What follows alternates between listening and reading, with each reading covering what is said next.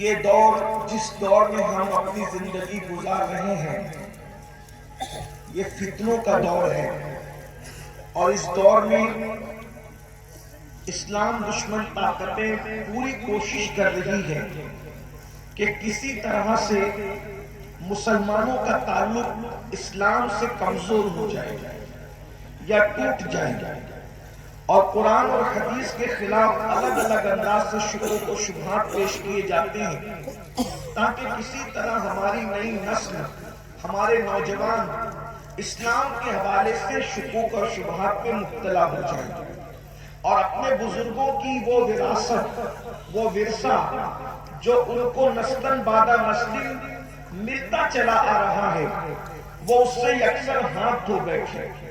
یعنی ان کے پاس تصویر اسلام تو موجود ہو مگر حقیقی اسلام ان کے پاس موجود نہ ہو۔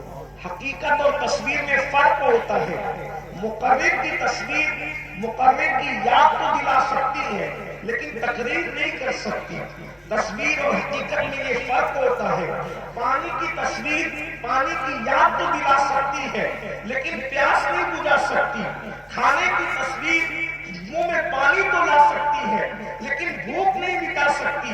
اسی طرح اسلام دشمن طاقتوں کی سازش یہ ہے کہ وہ ہمارے سامنے اسلام کی تصویر رہنے دے اور حقیقی اسلام ہمارے درمیان سے ختم ہو جائے۔ اسی لیے سب سے آسان کام دنیا میں شک پیدا کرنا ہے، اور ہمارے دلوں کے اندر کبھی اللہ کے خلاف شک پیدا کرنے کی کوشش کی جا رہی ہے، یعنی اللہ رب العزت کے حوالے سے، عقیدہ توحید کے حوالے سے شک پیدا کیا جا رہا ہے۔ اللہ رب العزت کے بارے میں، رسولوں کے بارے میں شک پیدا کیا جا رہا ہے، ولیوں کے بارے میں شک پیدا کیا جا رہا ہے۔ چونکہ آج سرکار غوث پاک کی محفل ہے، میں بہت دیر تک کوئی گفتگو کرنے کی بجائے جتنی دیر تک آپ کا ذوق سلامت ہوگا اور جتنی دیر تک آپ سننا چاہیں گے اتنی دیر تک کچھ باتیں عرض کرنے کی سعادت حاصل کروں گا۔ لیکن توجہ فرمائیں، اللہ اکبر، آج مختلف لوگوں کو اسکالرز کے نام پر، محققین کے نام پر، مقررین کے نام پر ہمارے درمیان کھڑا کیا جاتا ہے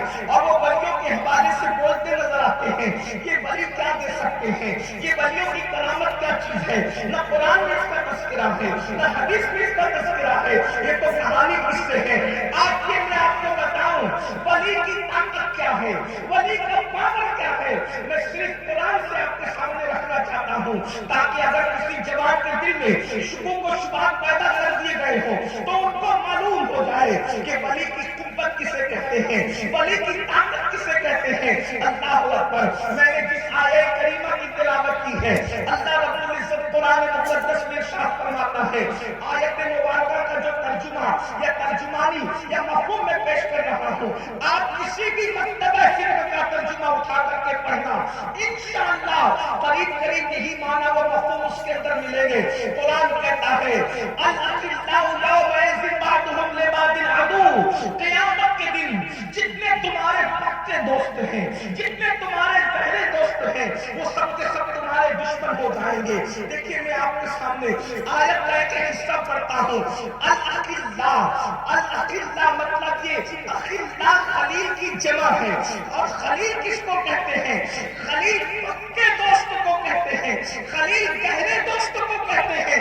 اللہ اکبر، اب میں آپ سے پوچھنا چاہتا ہوں اس دور میں دوست ملتے کہاں ہیں؟ اللہ اکبر، خلیل ملنا تو دور کی بات ہے، ارے دوست ہی نہیں ملتے۔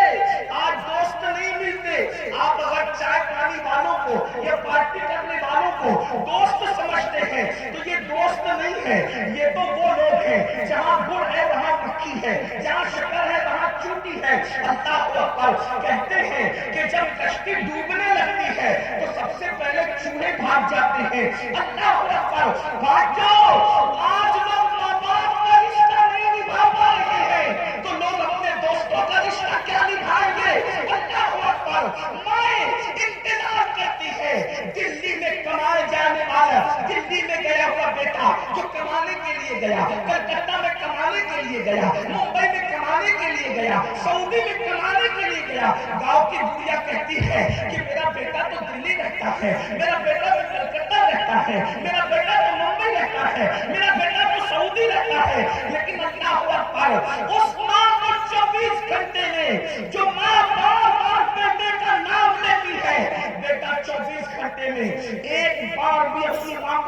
کر کے اس کی خیریت پوچھنے کے لیے تیار نہیں ہے. اب آپ مجھے بتائیں, اللہ اکبر, جب لوگ اپنے ماں باپ کا رشتہ نہیں نبھاتے تو لوگ دوستی کا رشتہ کیا نبھا سکتے ہیں؟ دوست تو دنیا سے ختم ہو گئے, چند آپ گن سکتے ہیں, لیکن اگر دوست کی تصویر بتانا چاہوں تو دیکھو دوست کسے کہتے ہیں تو صحابی رسول کہتے ہیں دوست کی نشانی یہ ہے جب آپ نے اس کے کندھے پہ ہاتھ رکھ کے کہا چل, اور اس نے پوچھا کہاں, تو وہ دوست نہیں ہو سکتا, بلکہ دوست تو اسے کہتے ہیں کندھے پہ ہاتھ رکھ کے کہا چل تو بغیر پوچھے چل دینا